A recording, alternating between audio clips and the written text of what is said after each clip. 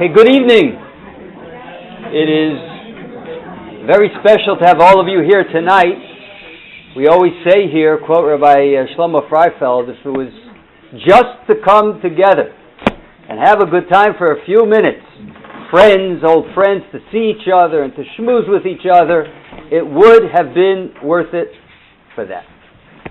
But of course, we do have a very special presentation here tonight. It's not the type of presentation we've had recently, but I think we have to do more of it. And let me explain. What does emotional health have to do with spiritual health? The answer is, what was that, Mark? The answer is everything. Absolutely everything. It's the ground floor. It's the foundation. And if somebody could get their emotional health in order just a little more, so to that extent, and perhaps even exponentially, spiritual health will be impacted. There's absolutely no question about it. I used to tell, when I taught in high school, I used to tell the boys, so one of the main things that you be doing is getting to happy. Because, as our Chazal tell us, that somebody who is happy with himself, he wakes up in the morning, he looks in the mirror, and he feels good about life, so then that's the beginning of it all. Sometimes, just by changing a few ideas, a perspective on something, that can make a major change, and I think that's what we're here for tonight. Meshulem Epstein, well-known therapist, is known for his ability to articulate principles and ideas that are life-changing. I've known Reb Meshulem since the time we were both little boys. Literally, time of little boys. Always something very special. He's very much beloved, I have to say, very much beloved by my family. My father, Olav Shalom, loved him. He would often come and visit. Rabbi Meshulem would often come and visit my father. My father was a psychologist. So we have a social worker, and they would be mishtashea. They would playfully talk about learning and about Torah and about psychology, and it was something very, very, very special. Without further ado, Rabbi Meshulem Epstein.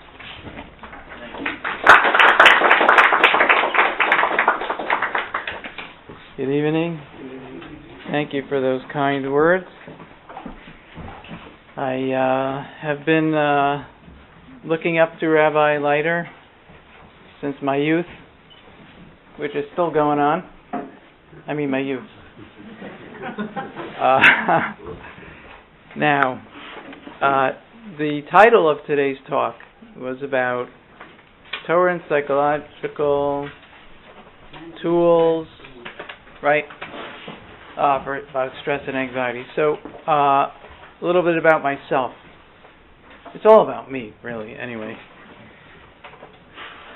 I specialize in treating OCD, which is an anxiety disorder, and we get to see a wide spectrum of anxiety. I grew up in a yeshiva, literally. My father was a 10th grade rabbi for 40 plus years in a yeshiva high school, and I grew up in that environment and went the whole route, Beis Medrash and Kollel, and when I realized that I'm going to amount to nothing, I went I'm just quoting my mother. I went to graduate school and got a degree in social work, and I was very, very, very fortunate to end up in a place where I can combine whatever I gathered in all those years of learning together with clinical practice. And there is therapy and there's Torah, but there is a confluence of those two things where it's appropriate.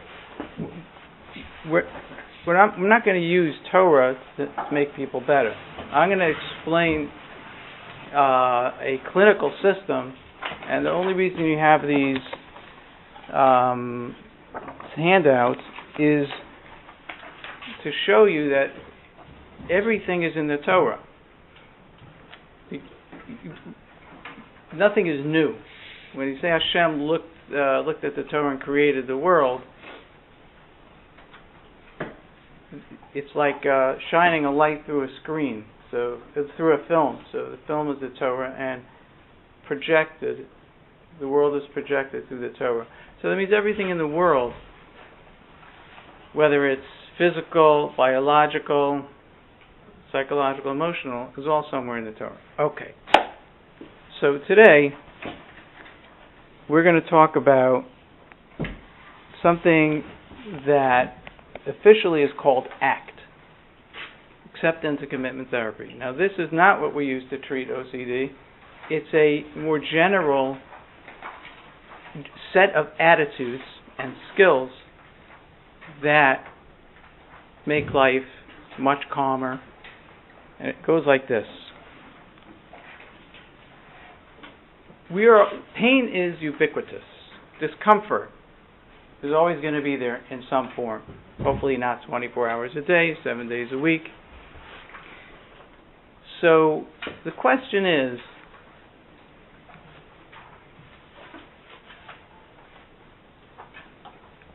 how we relate to pain is going to determine how much we suffer. This whole thing that I'm going to explain to you tonight is really going to be about creating space for the discomfort, and it may seem counterintuitive, but it gives you some distance from it, and you'll be able to manage it better. So there are many books written on this. It was developed in 2004 by someone named Stephen Hayes. He wrote a book called, if you want to, I actually brought them with me, they're in my car. One is called Get Out of Your Mind and Into Your Life. Worth it just for the title. There was a psychiatrist in Australia named Russ Harris who had terrible anxiety, and he got really into it. And he started writing lots of books about this. One is called The Happiness Trap. And why is it called The Happiness Trap? Because we get trapped into this idea that we're always supposed to be happy, and the first time something happens and we're not happy, whoa! Got to do something about it, got to fix it. It's like an itch you want to scratch. And then we just become very reactive. We get into this pattern. So, that was in 2004, and Russ Harris has been running with it. He has like these animations on YouTube that explain all these principles, like 2-3 minute things. So one of the core components, you see, I was nervous to hand this out because it has this really fancy, complicated, my eyes glaze over when I see things like this, but I'm just going to, first of all this is a Russ Harris creation. We are going to focus on experience acceptance on the left, cognitive diffusion, and the other two on the right, values and committed action. I just wanted to show you that they have this system with the outcome being psychological flexibility. Okay, so one of the core components of skills is called mindfulness. Now, many of you probably heard of this word, mindfulness. It's bandied about very much nowadays. And if you go to a course in mindfulness, or you go to the Mindfulness-Based Stress Reduction Institute in Boston, they would tell you something like this. Mindfulness is the ability to be in the present moment as it unfolds. I have no idea what that means. I'll tell you. Here's how a yeshiva guy will translate that, okay? I think we're very utilitarian and pragmatic. If you can be in the presence of a stimulus without having to react to it, that is the utility of mindfulness. You can be in a place, in a moment, and be free to choose how you want to react to it. That is another way of being in the present moment as it unfolds. So mindfulness sounds a little like meditation, has a little to do with meditation, has nothing to do with Buddhism, of course. That sentence of being the present moment as it unfolds, it's just very vague to us. And it actually reminds me of a story that there was this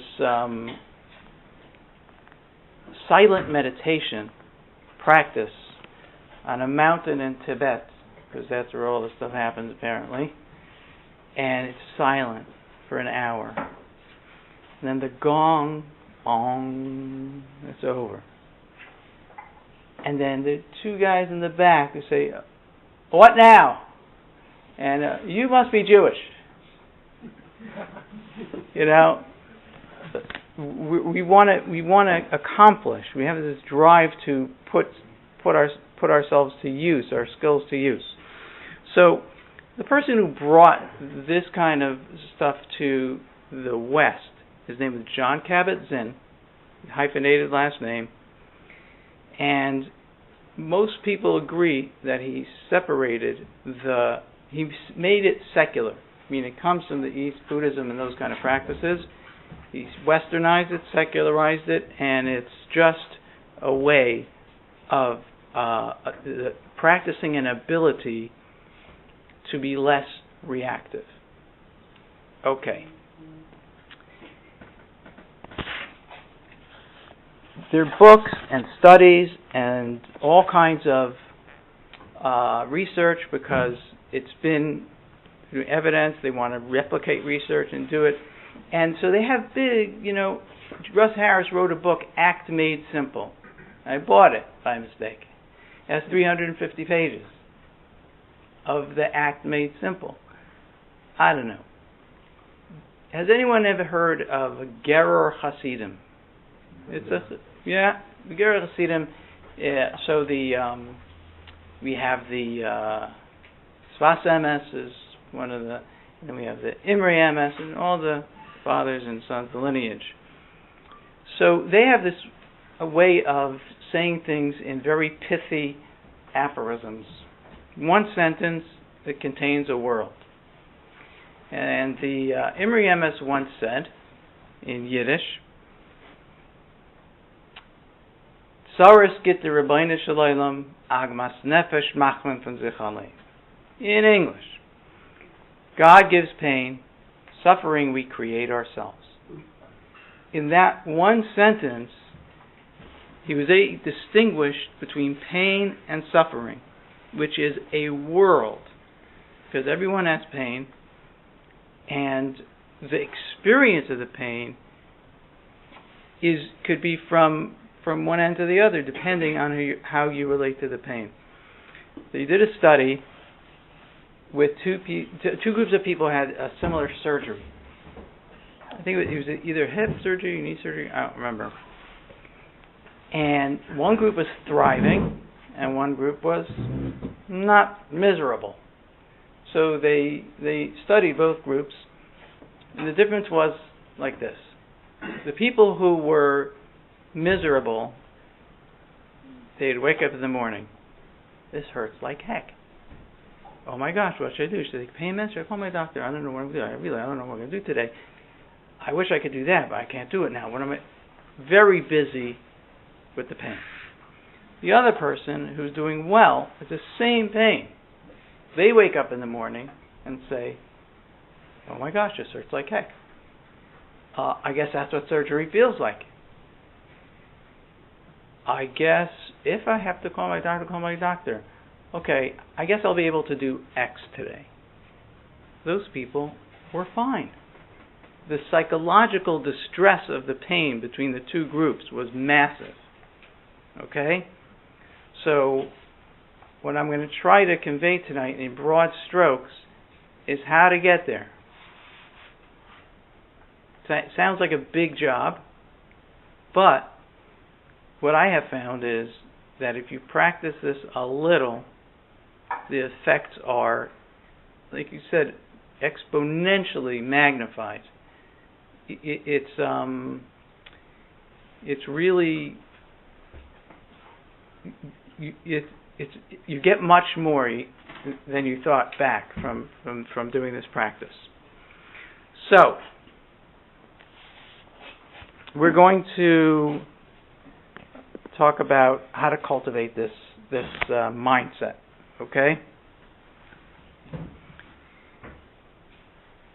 What we're going to try to do is set up a way of being, an attitude that will reduce how reactive we are. Okay. I'm going to give you 4 principles. They're not rules. They're not steps. But if you do them, you will be in that state that I have described. It's sort of like you do them and then you're there. Okay, ready? Everyone ready? Okay, number 1. Be an observer. Not an observant Jew, an observer. An observer means like this. Can you feel the difference, my audience? Can you feel the difference between someone who says, I'm depressed, and someone who says, I notice that I'm feeling depressed? Feel the difference between those two statements? Yeah? One is the person identifies with the feeling. I am depressed. The other person is, there's a self. Again, this is all the technical parts. There's the seeing self that notices that they are depressed. This is not a trick. It's true. If you know you're depressed, there's something inside that notice that you're depressed. So, number 1 is, so what it means to be an observer is that you start using that language. I noticed that. Now, you probably realize that creates some distance between you and whatever the event is. And we'll get into specifics. Right? Creating some space. It's very important. Number 2. 2, for some reason, strikes me as very important. When you observe, it should be non-judgmental. So, I don't know, but we have a habit of when we see something or experience something, we automatically categorize it as good or bad or right or wrong. Now, sometimes there is such a thing as right or wrong. However, is it always helpful?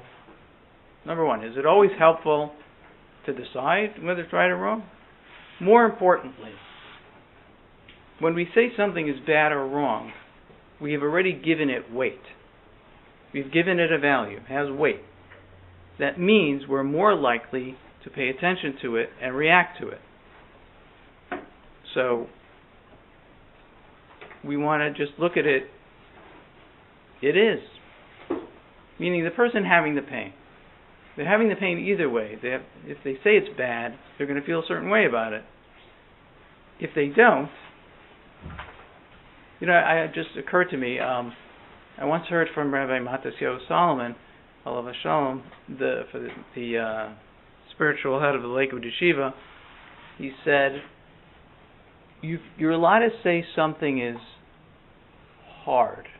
You shouldn't say something is bad. He used the word bitter. You can say it's bitter, but you can't say it's schlecht, it's bad. I don't know if he was talking about this, but it just occurred to me that he once said that. Okay, we have be an observer. I'll tie it all together and then, don't worry. We have non-judgmental. Number 3. Number 3 is a negative commandment. It is, we're not going to make a choice that's driven just by the thing that we're experiencing. Okay? That is not going to be the driver of our actions. Okay? Thank you for coming.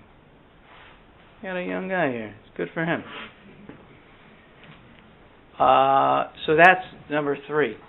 Number 4 is they call committed action. Go to your values. What do you want? Now, I'll give you very practical examples.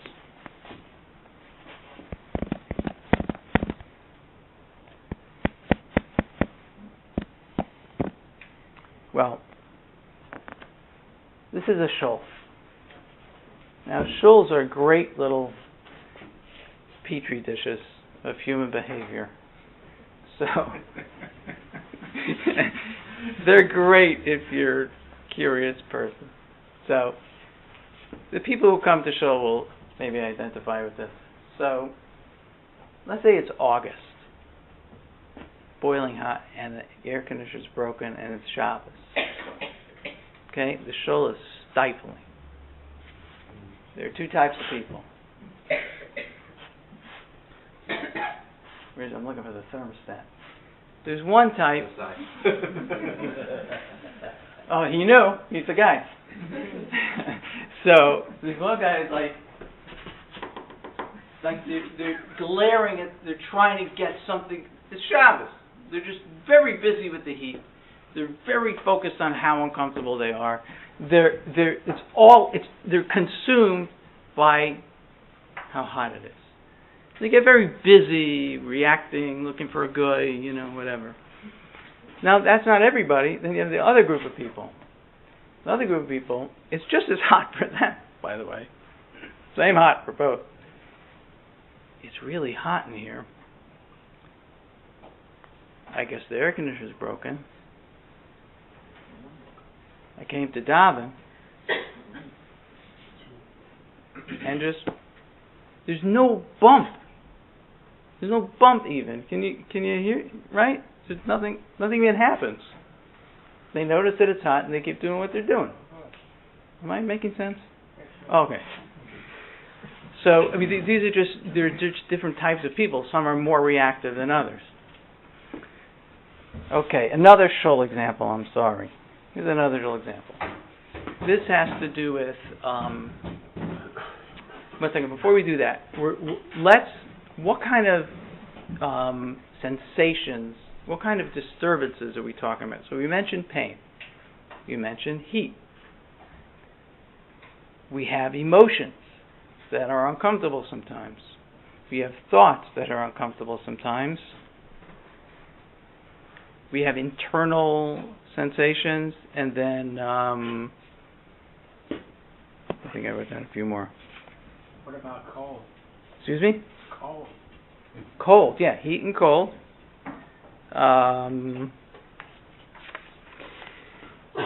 Pain, hot, cold, I don't know, like that kind of. So there's internal. Oh, sorry, this is what I meant. There's sensory stuff like noises, smells, tastes, all that kind of stuff. People who practice this, again, even a little bit, can actually lower their startle response to sudden things. Okay?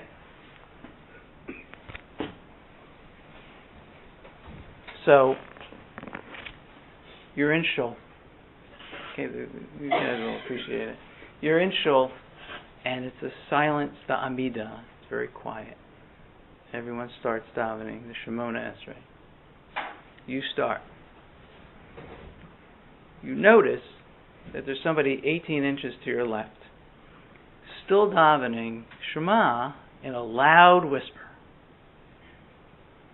And you're trying, we're davening Shema, right? So you notice it. So that's the first thing. You notice it, right? So let's do the before and the after. The before is like this. What is this guy doing? Okay, so now you noticed it and they labeled it as wrong or bad, which means it's pulling me, it's hooking me. They have a whole chapter about hooking and unhooking. And then I might, or glaring, for some reason people think it works, glaring at the person, or maybe like saying shh in a way that he won't know where it's coming from. You know that trick, right? And then by the time you just get mad at this person who thinks he's firmer than everyone else, and by the time it's over, you have threw the whole yeshiva system under the bus, and you're at Modim. That is the before picture, which is not so unrealistic. The after picture is, this is the same person, okay? I promise you. I start Shemona Esrei. Oh, I shouldn't say I gave it away. Start Shemona Esrei. This guy 18 inches to my left is thinks you have to be Mashmiel Oznei, B'Richus Krishma. You know? Thinks you have to hear yourself. You know, he has some halachic rationale. Okay. He's there. There are people who do that. Rabbi, how did you block him out? Listen, if it was up to me, I'd strangle him. But it's illegal. Well, no, but actually, it's a good question. That's a good question. I'll tell you why. We're doing the opposite of that. We're not ignoring or distracting ourselves. We're allowing something to be there. And it's counterintuitive, but it's amazing. Because as I'll show you in a minute, allowing something to be there makes it irrelevant. Irrelevant's a win. Right? Something bugging you? It's there, but it's irrelevant. That's a win. Was it not a win? Anyway, after. Okay, the guy's there, making his noise. Yes, there are people like that, and they're not going away anytime soon.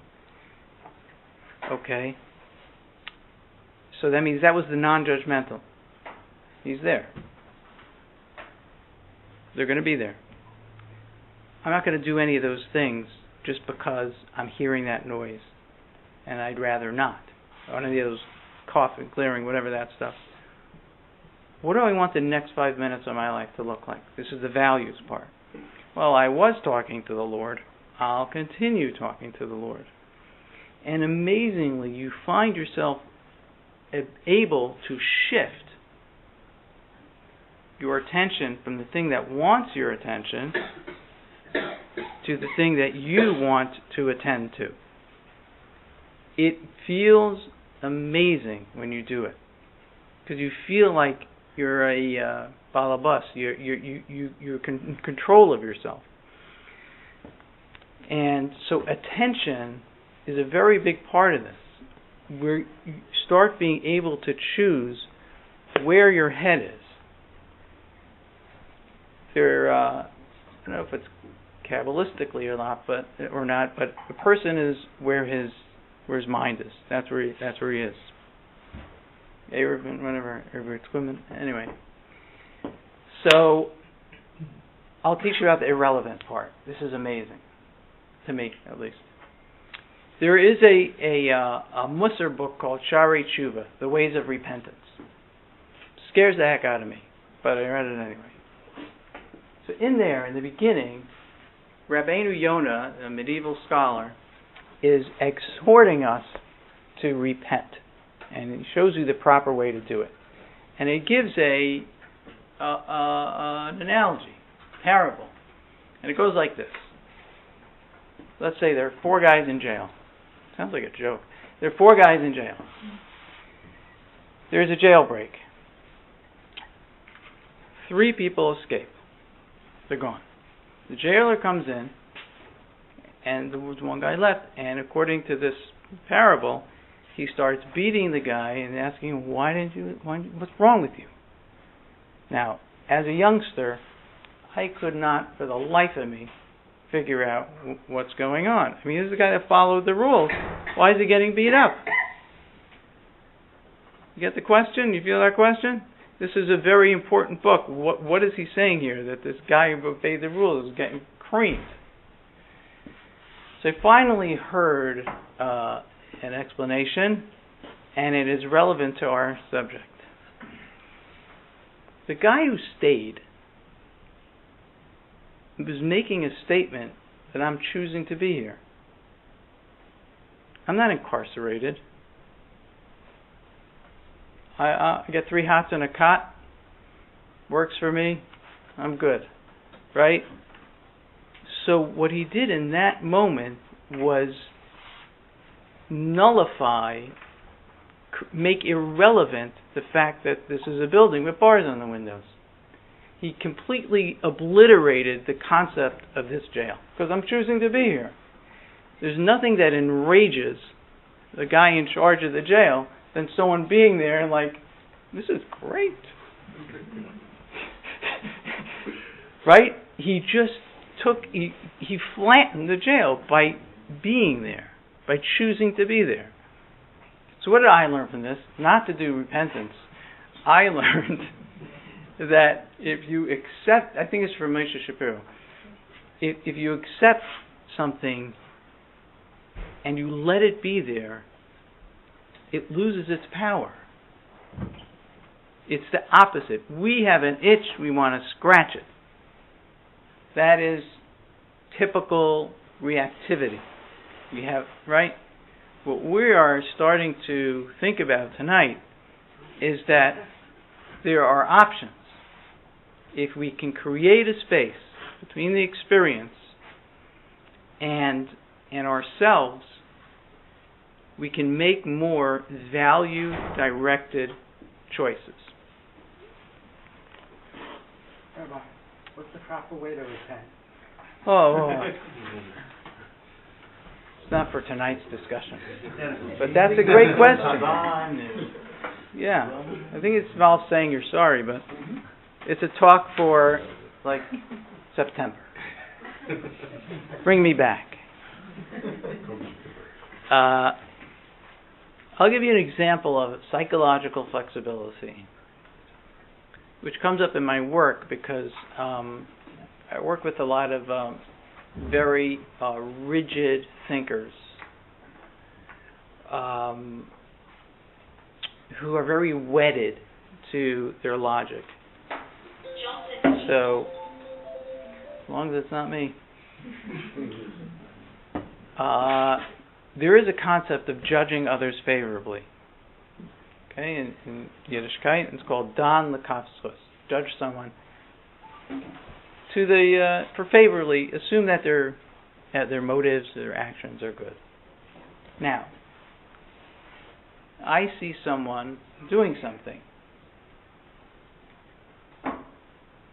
I have to be able to generate an alternative. I have to be able to move off of what I think happened and generate something else. That means that I have some not control, but I can decide what I'm going to think. There are people I might work with who have a very hard time with that, and I actually ask that as an assessment question. How good are you at judging others favorably? It's incredible how many people say never. And these are people, they know it's a mitzvah, right? Or the last guy won the prize a few weeks ago. I asked him, how often are you down the kafschus? This is a yeshiva boy. He said, no such thing. The best. I gave him an award, I give points for the best answers. So it's not a moral failing. That's what I want to point out. It's not a moral failing of this guy.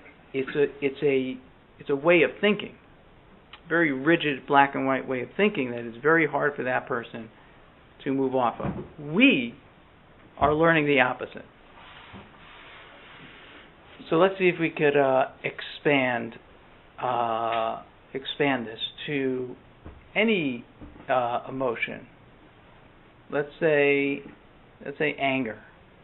No, before we get to anger, let's say you're driving and there's traffic. This is sort of a double. Okay, there's traffic. Do you feel frustrated? Okay. Now, you don't want right? You want to practice your staying calm skills without resorting to substances. So, right? You want to do this. Okay, so I notice that I'm getting impatient. That happens. No, right? We're not doing bad or good or right or wrong, right? I notice that I'm having this feeling. Okay. Right. Number 3, we're not going to do actions that are driven by my impatience, which include tailgating, beeping, yelling at nobody, so I'm inside your car, whatever, going around, and stuff like that, right? We're not going to do that. What are we going to do? Number 4, values, committed action. Now, let's talk about values. There are relationship values. So meaning, if I value relationships with, let's say, other people in the car, family, I'm going to move from the impatience to, hey, this is a great time to schmooze with whoever else is in the car. If my value is academic or learning, I could listen to something that will edify me. If I enjoy music, it's moving towards something that has value to me, that's important to me, that I like. It's not, I'm making it sound very simple. If you just do it once or twice, you're doing something that you never did before. I get a rush, actually, if I ever succeed. No, I get a rush. I am by nature, hard to believe, irritable, grumpy, reactive. I don't like loud noises. I don't like loud anything. I don't know, maybe sensory stuff. I don't get into misophonia, but it's like you get really crazy from sounds of people chewing. Anyway, that was me before I went to rehab for being irritable. Is there rehab for such people?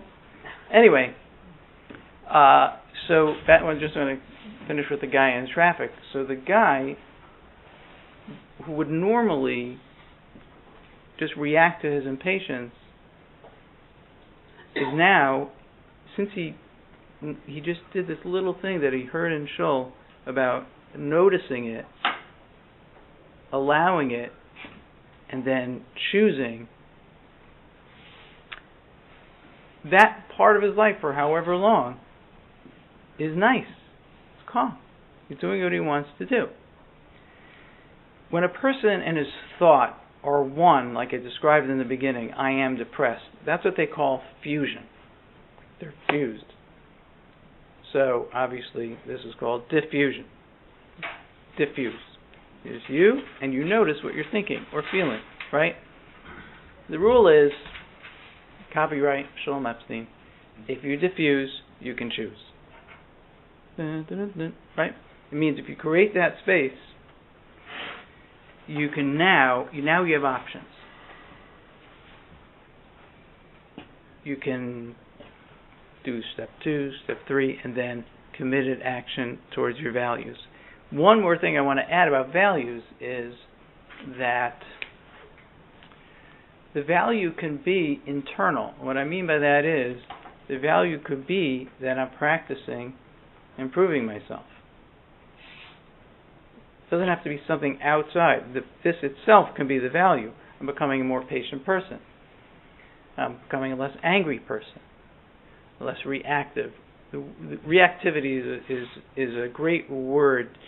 It's actually a barometer of how we measure how deep into this the person is. How reactive is the person?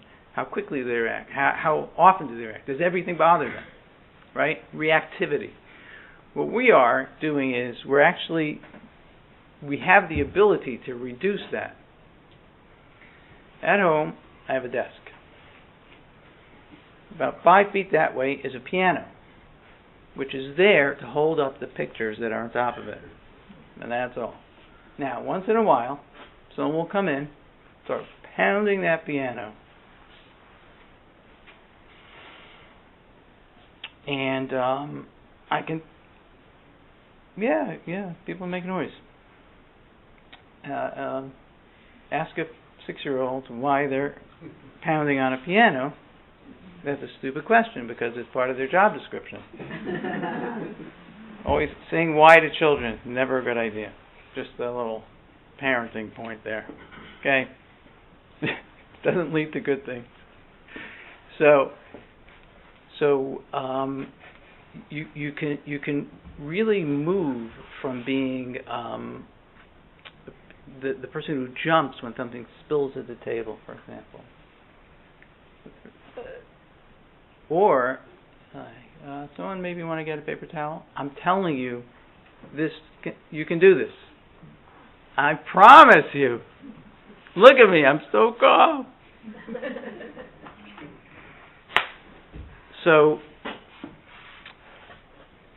let's take something else. Let's see. You know what an example is? I don't know if any of you ever taught a class. So I did, and that's why I became a therapist.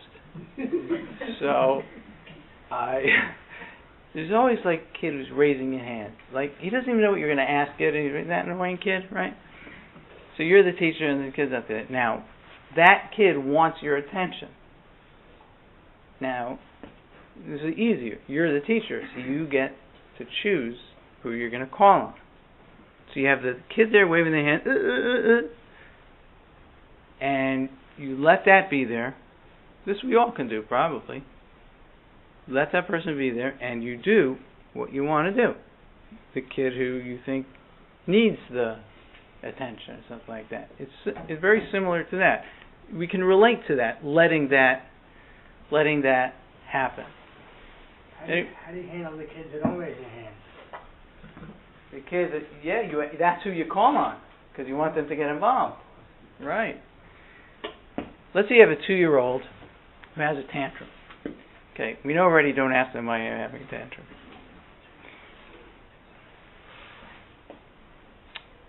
So,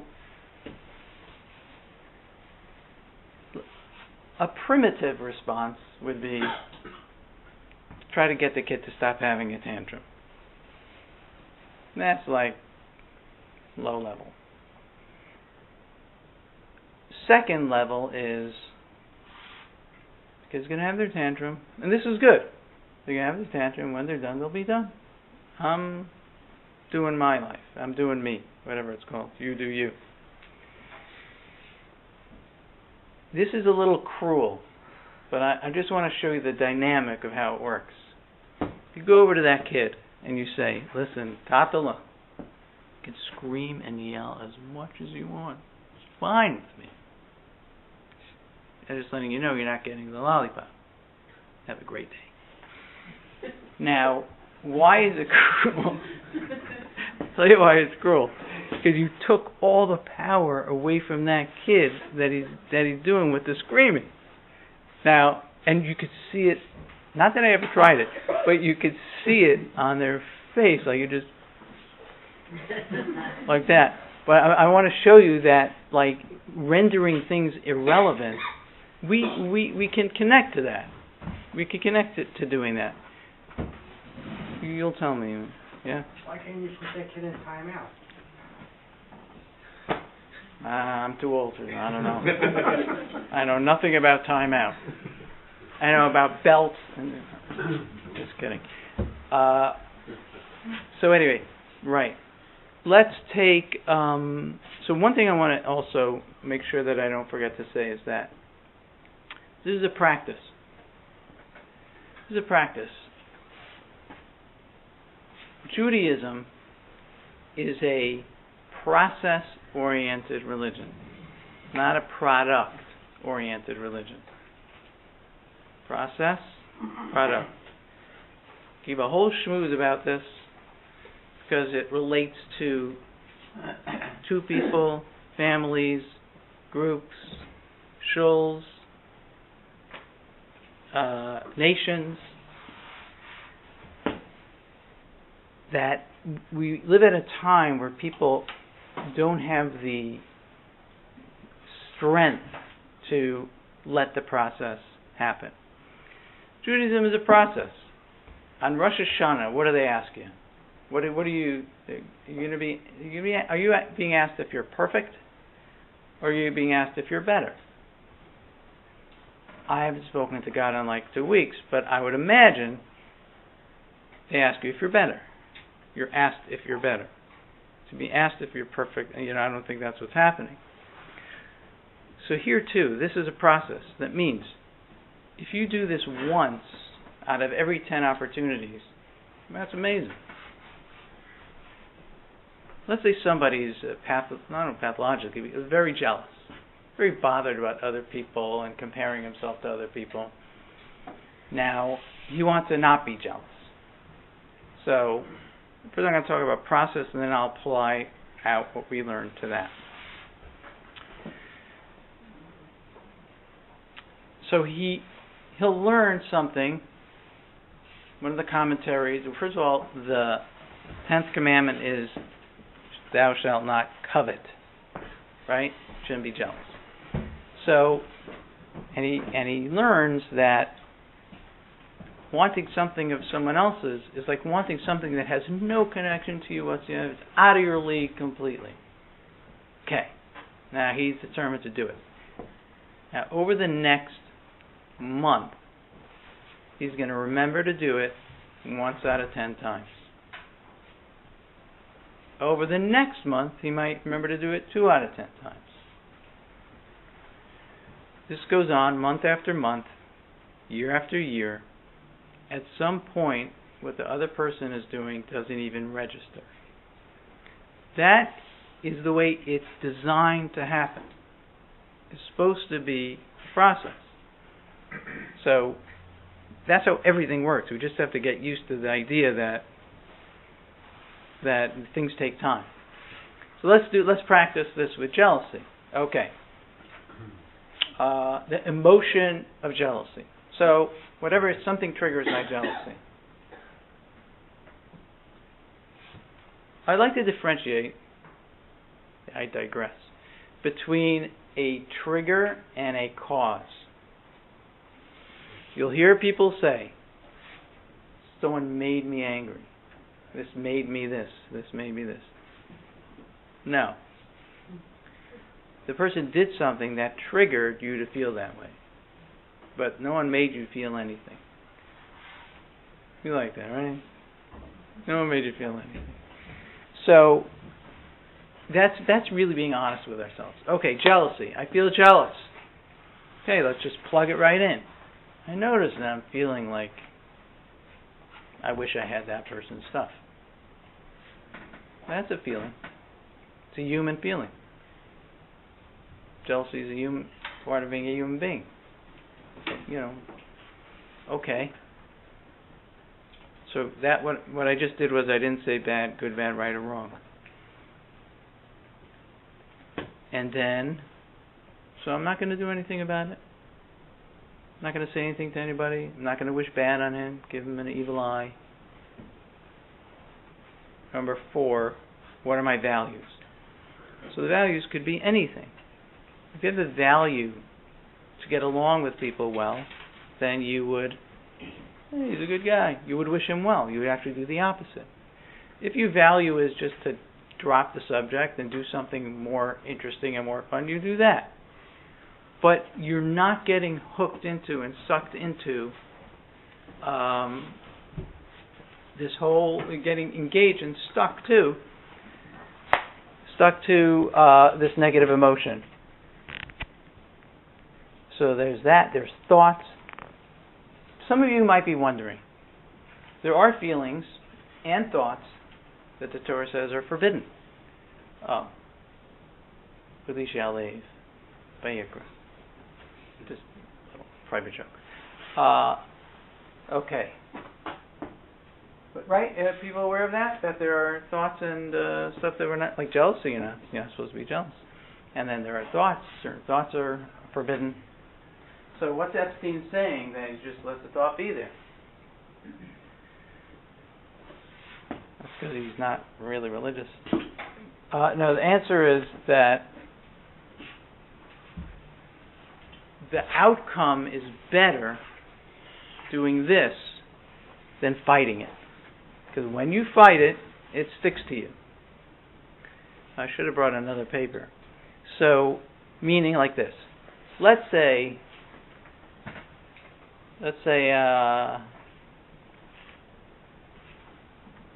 a thought occurs to me, and this thought I'm not supposed to have, about women or men, I don't know, something.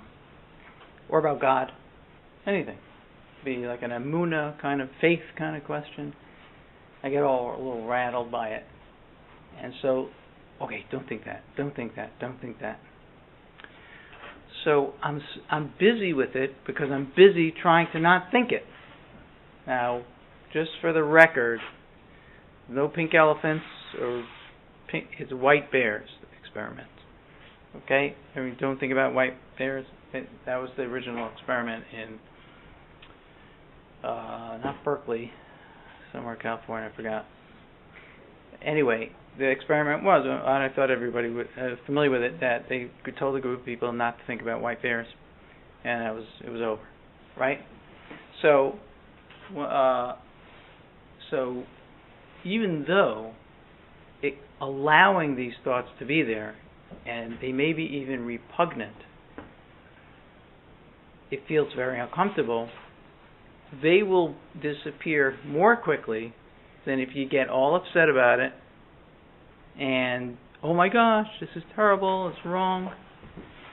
It's technically wrong, but if you get busy with the wrongness, you lost. You lost. There's a letter from the founder of the Musar movement, Rabbi Yisrael Salanter, that is quoted in many places. In one place is Sefer of Rabbi David Leibowitz, the former Shiva of Chayim. And he says like this,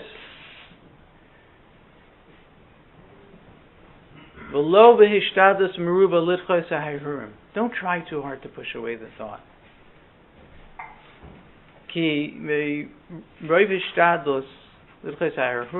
Because by trying hard, you're going to end up making them worse, making them stronger. Then one of the Mechtavim, because a person has a natural resistance, don't think it, then there's going to be pushback to think it. Don't think it, think it. So even though it sounds like counterintuitive to allow a uncomfortable, illicit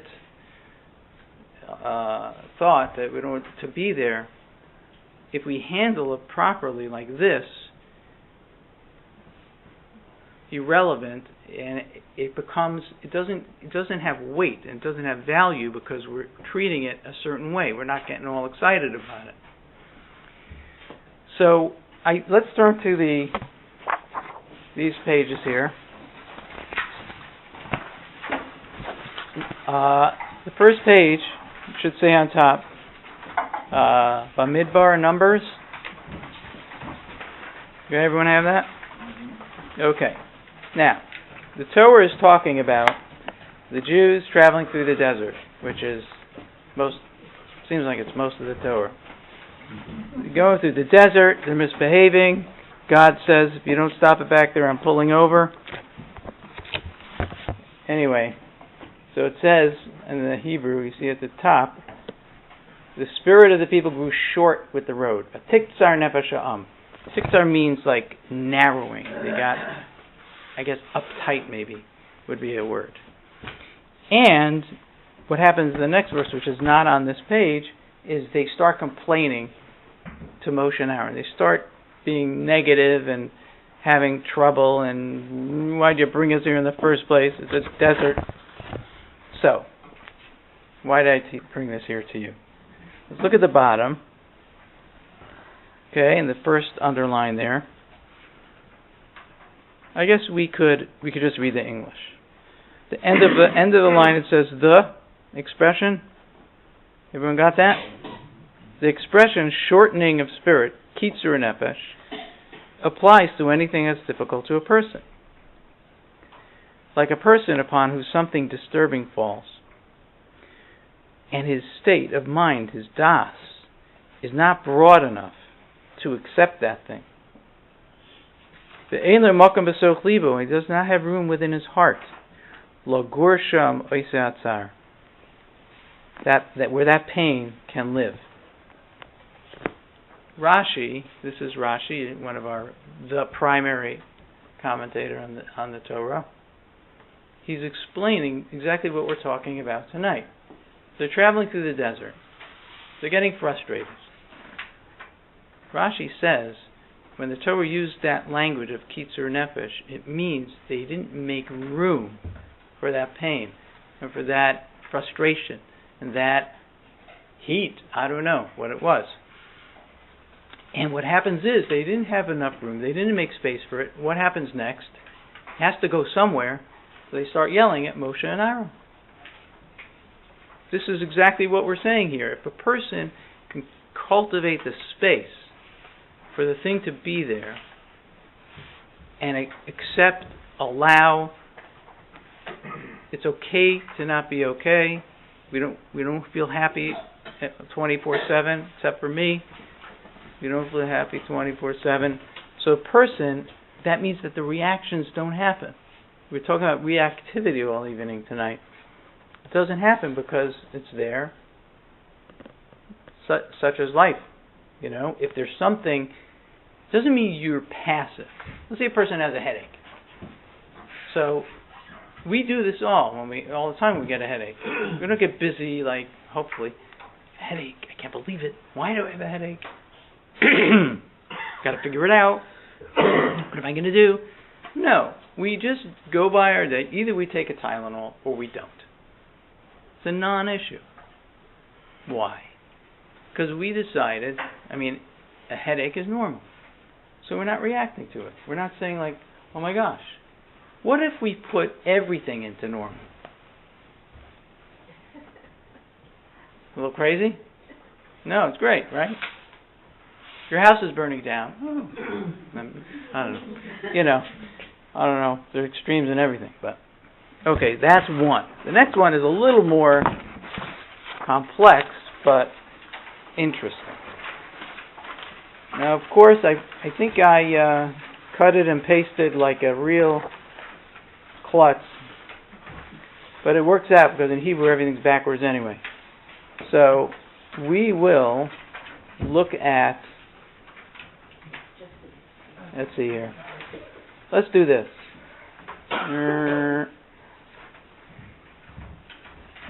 Okay, we're talking about, the Gemara here, the Talmud, is talking about damages,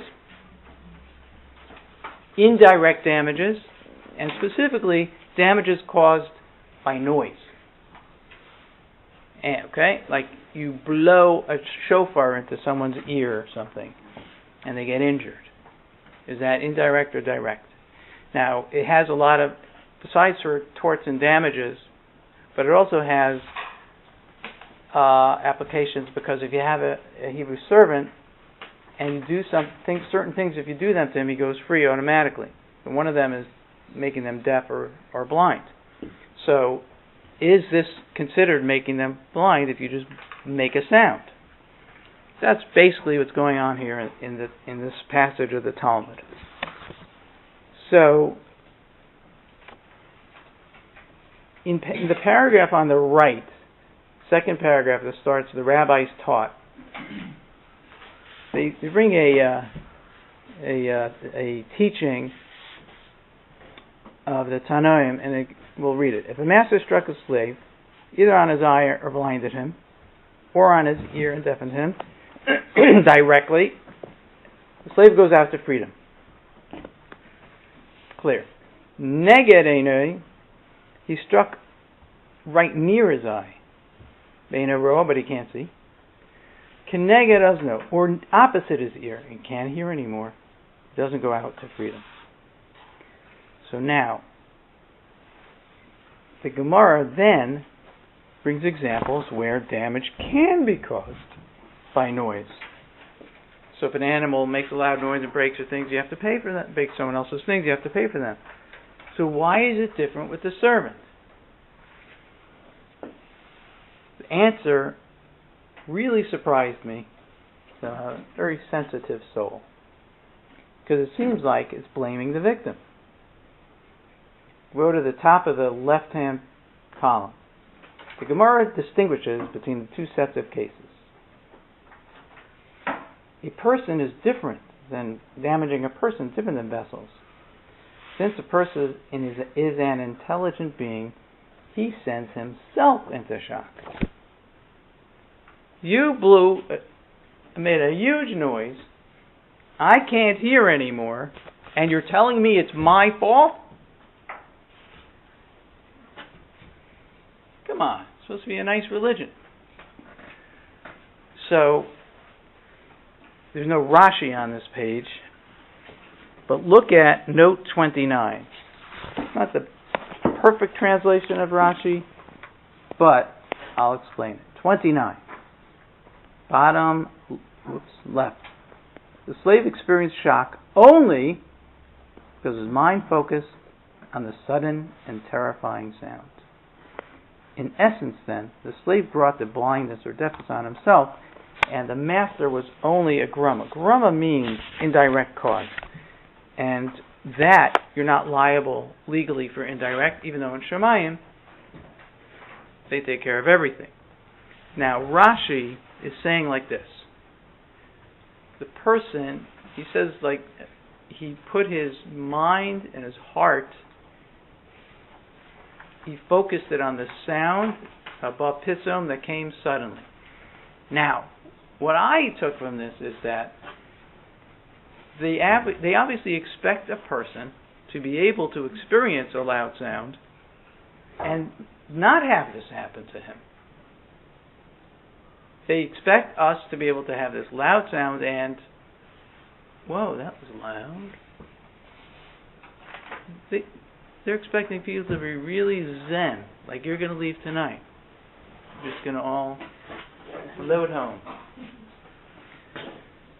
So, I brought these along, and many more of these things, to show you that these concepts, even though they're organized and they're articulated by our social scientists, you can find, there are a lot of places in the Torah where you can find the very same ideas. Now, it's good that we have people who set it up in a system and write 350 pages about it, about the simple way to do this. But what I'd like you to leave with tonight is faith in your ability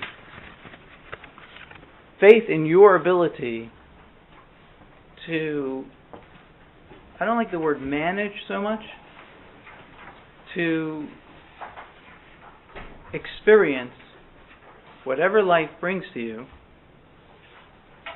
and not let that experience control you. Because how we relate to that experience is going to make the difference between pain and suffering. What happens in the middle, what we do between the experience and us, observing, judging, not judging, reacting, and values, what we do in between our noticing of the experience, whether it's physical, emotional, thoughts, mental, will make the difference between a life of whatever pain we're destined to experience and a life of the pain we're destined to experience plus suffering. Before my final statement, I want to add one more thing. We have a concept called bechira, free choice. Free choice. It's a fundamental axiom of our service of Hashem. So I was thinking to myself, I said earlier that if you diffuse, you could choose. When we are unhooked from the experience, that is real choice, pure and unadulterated I am doing X or B or Y. It's me. I'm not just a bundle of reactions to the things going on around me. I am doing my life. And that is the fullest way of self-actualization. I once asked somebody, how much of your day is reacting to things? 98%. With no hesitation. So that we don't want that. Like, we want to direct, we want to choose. Every time we do an act that is totally dictated by ourselves, it's self-actualization.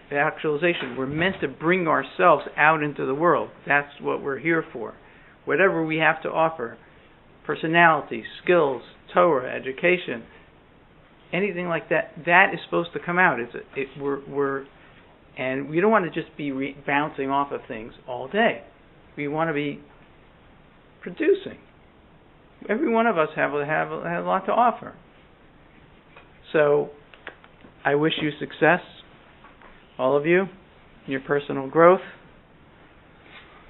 toward this freedom of committed action. Thank you all for coming.